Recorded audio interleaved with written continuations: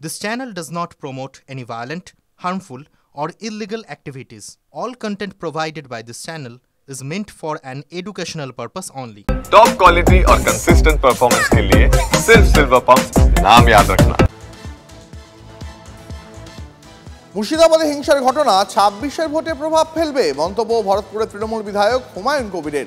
বহু মানুষকে গ্রেপ্তার করা হয়েছে, প্রশাসনের উপরে মানুষ ক্ষুব্ধ, তার প্রভাব ভোট বাক্সে পড়বে। প্রার্থী বদল করলে কিছুটা হলেও ড্যামেজ কন্ট্রোল সম্ভব, তার কারণ তৃণমূলের জনপ্রতিনিধিদের উপরে মানুষের প্রবল ক্ষোভ রয়েছে, দাবি হুমায়ুনের।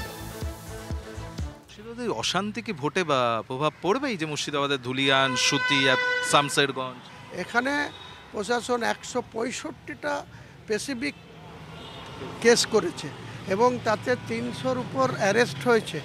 এখনও কয়েক হাজার মানুষকে আসামি হিসাবে এলাকায় তারা থাকতে পারছে না। এটার কিছুটা ইম্প্যাক্ট ভোটের বাক্সে ঘটবে বলে আমি মনে করি। শুধু ওই শামশেরগঞ্জ এলাকা, ধুলিয়ান এলাকা, ফারাক্কা এলাকা প্রার্থীদের বদল করলে সেই পরিস্থিতি কি বদল হবে? অনেকটাই সামাল দেওয়া যাবে, কারণ তাদের উপরে প্রচণ্ড মানুষের ক্ষোভ হয়েছে। এটা বাস্তব যে ফারাক্কা, শামশেরগঞ্জ, তারপরে ওখানে সুতির সিটটা সেফ আছে, বাকি রঘুনাথগঞ্জ সেফ আছে, জঙ্গিপুর অনেকটা সেফ আছে। যত দিন যাবে কিছুটা হলেও মানুষের মনের মধ্যে যে দাগ কাটে, বা বললাম না একটা ঘটনা ঘটেছে সেটা মোটেই ঘটা ঠিক হয়নি। তাহলে একজন বাপ ছেলেকে যখন বাড়ি থেকে বের করে নৃশংসভাবে হত্যা করা হয়েছে, তার জন্য ১১ জন মার্ডার কেসের আসামি হিসাবে তাদের আগামী দিনে যাবজ্জীবন হবে, নাহলে ফাঁসি হবে, ঠিক আছে।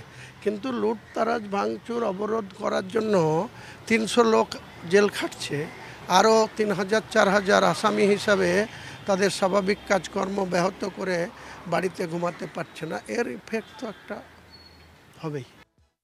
মুর্শিদাবাদের হিংসার ঘটনা ২০২৬-এর ভোটে প্রভাব ফেলবে, বিতর্কিত মন্তব্য করলেন ভরতপুরের তৃণমূল বিধায়ক হুমায়ুন কবির। এই নিয়ে আমরা কথা বলেছিলাম তৃণমূল নেতা জয়প্রকাশ মজুমদারের সঙ্গে, তাঁর প্রতিক্রিয়া শোনাবো আপনাদের, পাশাপাশি শোনাবো বিজেপি নেতা ও কাউন্সিলর সজল ঘোষের বক্তব্য। মানে সমস্ত ভোট, সমস্ত হিন্দু ভোট ওখানকার এবার ভারতীয় জনতা পার্টি পাবে, ফলে স্বাভাবিকভাবেই ভোট বাক্সে এফেক্ট হবে। আর রইল বাকি হুমায়ুন বাবুর কথা, যে যারা জেল খাটছে আমরা দাঙ্গা করবো, ঠিক আছে, কিন্তু আমরা জেলে যাব কেন? এই যদি সরকারের মোটিভ হয় বা এই কারণে যদি সরকারকে ভোট দেয়, তাহলে হয়তো হতে পারে যে ওরাও সরকারকে ভোট দেবে না। হুমায়ুন বাবুর যেটা কথা একান্ত তার ব্যক্তিগত কথা, এটা দলের কথা নয়। হুমায়ুন বাবু সেখানে বসে নিজের মতন করে কথা বলেছেন, দল এই বক্তব্যকে সমর্থন করে না। ইলেকশন সেটা মমতা বন্দ্যোপাধ্যায়ের উন্নয়নকে নিয়ে, সর্বধর্ম সমন্বয়কে কেন্দ্র করে, ভাগাভাগিতে নয়। আমরা একসঙ্গে চলি, সজল বাবুদের মতন সমাজকে ভাগ করে চলি না। মুখ্যমন্ত্রী যখন উত্তরবঙ্গ সফর করছেন, তার মধ্যেই ফের রাজ্য ভাগ চেয়ে সোচ্চার বিজেপি বিধায়ক শঙ্কর ঘোষ। উত্তরবঙ্গের মানুষ দীর্ঘদিন ধরেই বঞ্চিত, উত্তরবঙ্গের মানুষের একাংশের দাবি পৃথক রাজ্য, এটা বাস্তব, এটাকে অস্বীকার করার কোনো জায়গা নেই বলছেন বিজেপি বিধায়ক শঙ্কর ঘোষ। একই সঙ্গে তিনি এও মনে করিয়ে দেন নীতিগতভাবে বিজেপি অখণ্ড বাংলারই পক্ষে।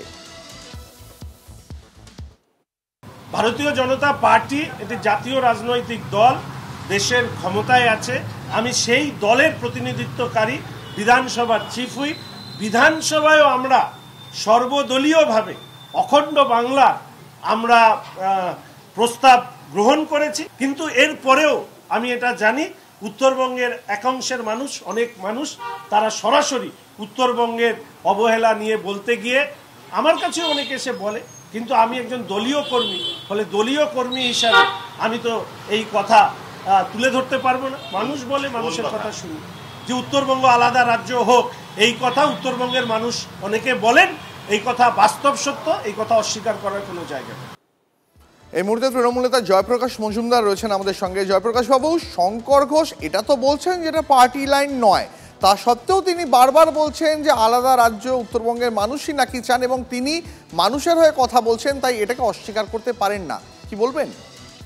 সোনার পাথর বাটি, শঙ্কর বাবুর কথায় সোনার পাথর বাটি তত্ত্বটা সামনে আসছে। আজকে উত্তরবঙ্গের দীর্ঘদিন ধরে অবহেলা হয়েছে, সেই অবহেলা হয়েছে তো বামফ্রন্ট সময়।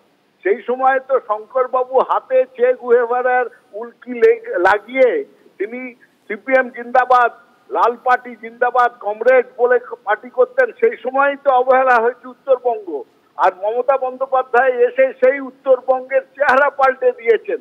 আজকে উত্তরবঙ্গে গিয়ে যখন একের পর এক উন্নয়ন প্রকল্প ঘোষণা করছেন, তাতে এদের গায়ে ছ্যাঁকা পড়ছে। শঙ্কর বাবুদের এই দ্বিচারিতার রাজনীতি, পার্টি একটা বলে আমি আর একটা বলি, জনসাধারণ নাকি ওনার কানে কানে এসে বলছে আমরা ভাগ চাই। এই সব দ্বিচারিতা বন্ধ করতে হবে, ভণ্ডামি বন্ধ করতে হবে। যদি ক্ষমতা থাকে সামনে পার্টির লাইন বলুন যে আমরা ভাগ চাই, দেখি মানুষ ভোট দেয় কিনা। উত্তরবঙ্গও দেবে না, দক্ষিণবঙ্গও দেবে না, বঙ্গোপসাগরে যেতে হবে এই বিজেপি পার্টিটাকে। বেশ, জয়প্রকাশ বাবু অনেক ধন্যবাদ আপনাকে। ক্লাস 10 ও ক্লাস 12 এর পরীক্ষা শেষ, রেজাল্ট আউট। এরপর কি পড়বেন, কোথায় পড়বেন, সুলুক সন্ধান এখন হাতের মুঠোয়। টিভি9 বাংলা এডুকেশন এক্সপো 2025, কলকাতার সবচেয়ে বড় এডুকেশন এক্সপো। ডিগ্রি না ডিপ্লোমা, কোন কোর্স করবেন, কিভাবে প্ল্যান করবেন নিজের ক্যারিয়ার, সব প্রশ্নের উত্তর একটাই। TV nine Bangla education expo. একই ছাদের তলায় থাকছে নামকরা সব ইঞ্জিনিয়ারিং কলেজ, বিশ্ববিদ্যালয়, মেডিকেল ও ম্যানেজমেন্ট ইনস্টিটিউশন।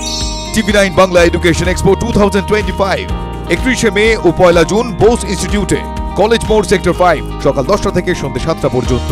এন্ট্রি একেবারে ফ্রি।